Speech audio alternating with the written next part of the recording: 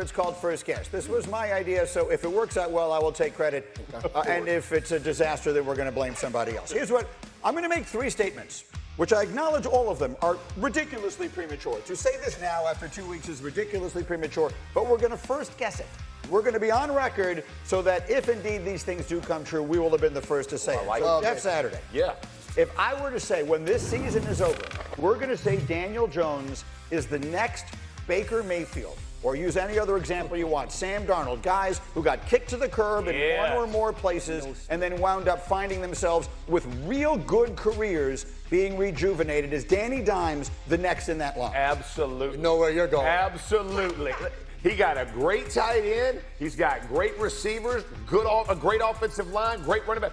How can you not succeed? Steichen's calling these plays. They have not punted, Greeny. Yes. Absolutely. He is well on his way to being the Baker Mayfield or a litany of other quarterbacks who have resurged at a new team. 100% agree. I grabbed this when it was a penny stock.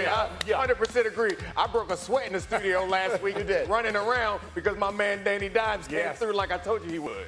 Can you imagine if Saquon Barkley leaves the Giants and goes and wins the Super Bowl, and now Danny Dimes winds up being a great player? Holy fuck. It could work. I mean, this is a lot like that Giants situation in 22, right, where Saquon was having a big year. Jonathan Taylor looks fantastic. Yes. Like Shane Steichen is doing what he needs to do to help out Daniel Jones. And Daniel Jones is balling. It's not like he's there and we all expect he's going to be the guy to just get him completions and run the offense the right way. He is attacking and playing great ball. I do have to say, if we go back a year to this particular week, the New Orleans Saints offense was the hottest story. I'm tired of hearing that. I'm tired of hearing it.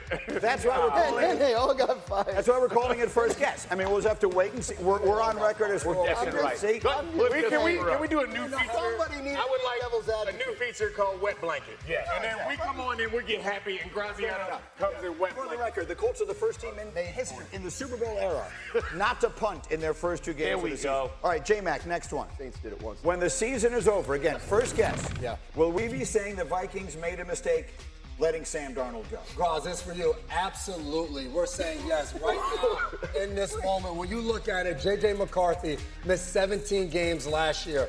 Already 2 games in, 1 good quarter of football, 7 that he has struggled in. Now he's going to miss an extended period of time. They are missing Sam Darnold. Did you see what he did this past week to that Pittsburgh? Why is Dan looking at him like that? Your brother must have been here last week because a guy who looks just like you sat in that seat and said, "If I'm the Vikings, we got a guy."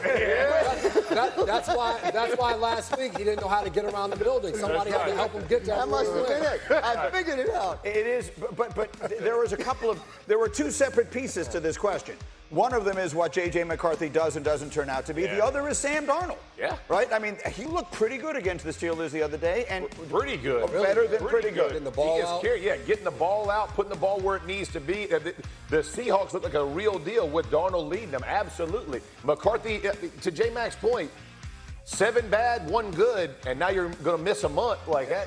Availability is the greatest ability when you're playing. We got to get on the field. I think the Sam Darnold point that you make is interesting because he does look good now, but I think that the Vikings don't end up regretting it because they moved on from him. It felt like they were going to lock him up. They moved on from him because of the way the season ended. So, unless they believe that was wrong, I don't think that they're going to. And they moved on from Danny Dimes. Let's see how the season turns out. All right, let's get to the biggest one. Rodgers. And this one really feels like it's trending this way. Again, first guess.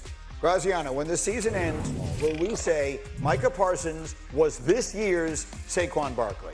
Yeah. I mean, I think this is a team that was ready to be great and added a piece that could take it over the top. That's what the Eagles did last year when they got Saquon Barkley. And absolutely, I mean, I think this Packers team was good enough to contend for the Super Bowl anyway. Right. They had Micah Parsons. Look what it has unlocked for them on defense. Unbelievable. And the offense is able to play. Remember, Orlovsky was like, the offense is going to be able to be real aggressive now. They are. I just think it's, a huge difference. There's both sides of it, because there's that. There's him being the missing piece that puts a team over the top. That's what Barkley was.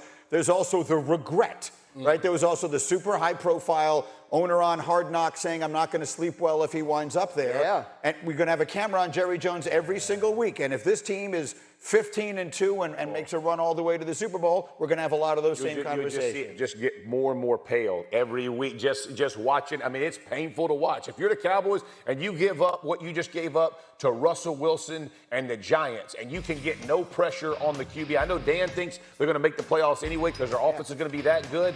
You hope and pray if you're Jerry Jones. And by the way, can I just say something about this segment? I'm not a fan already. We all three just contributed to Greeny and propping him up. And he just called us irrelevant before we even started. Said basically these players don't matter. There's one guy on every team that matters. No, You know what? I don't like the it. ball, huh? Yeah, exactly. That's not what I said. The supporting cast is critical, but the lead, the star, is the one who matters. And they are the ones who matter. But Micah Parsons is one of the rare examples of others who matter. And so let's talk about his former team, okay? The Cowboys and Packers play each other in 2 weeks, by the way. The Cowboys' defense, in a word, stinks. They are 27th this year in points allowed, 30th in yards allowed. They just gave up Russell Wilson's highest career passing game of his career, 422 air yards. When you take it the way they calculate these things, it was a lot more than that. Obviously, Graziano, you were there to see it live and in person, covering the game for us. The Russell Wilson side of it was fun.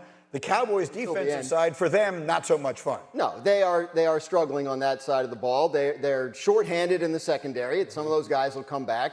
And the pass rush has been a problem. You saw Jerry told us after the game in his post-game scrum that they signed Jadeveon Clowney. So I think that'll obviously be a helper. At this point, he's maybe not what he was, but still a good player that will help them up front. So, yeah, they got to get some things tightened up. I think a lot of their hopes rest on the idea of some of these cornerbacks are going to come back healthy. Marshawn Nealon, the linebacker, come back healthy. They believe that'll be these two can tell you if you can't put a rush on the quarterback, you can't plaster long enough. If you give a team enough time, every quarterback in the NFL and every receiver will find a way to get over. You better find a way to create rush, whether it's by blitz, whether it's by the front four. You better figure something out, and Clowney better be the answer because right now it's up. May I raise my hand? Yeah. Those guys were running so open. Malik Neighbors and Wanda. That was not because they didn't have a pass rush. So late in that game, those were defensive lapses or whatever the right word for it. I made this point to you when they had the trade that there are some things some problems that you don't see because the pass rush is so good. Okay. So they had 8 20-plus yard passing plays in this game.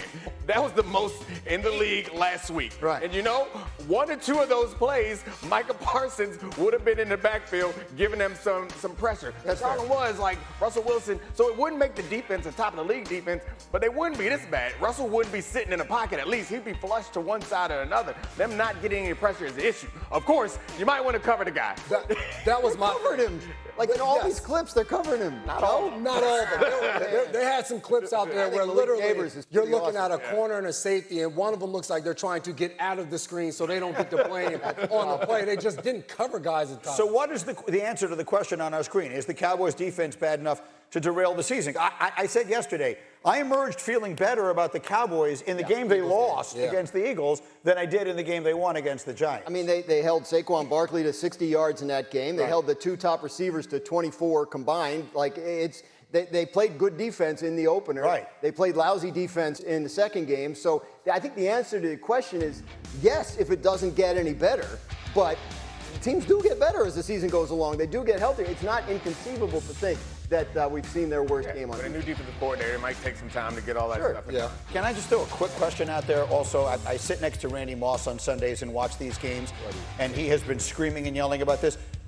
Do we need to put Malik Neighbors in the conversation with the best prejudice the receivers jury. in the You sport? think I'm going to disagree with Randy Moss on fair receivers? enough. I know, right? What did Randy say? Yeah. I agree with that. Just say yes. Yeah. Randy raves about it. I remember talking to Brian Dable last summer in training camp, and he said, I tell the quarterbacks, if Malik Neighbors has one-on-one, just throw him the ball. I don't care what the route is, just give him a chance. And you saw what Russell's listening. Malik down there somewhere. Go ahead and put it up to the moon.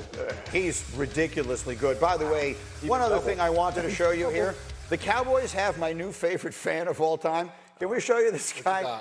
He's got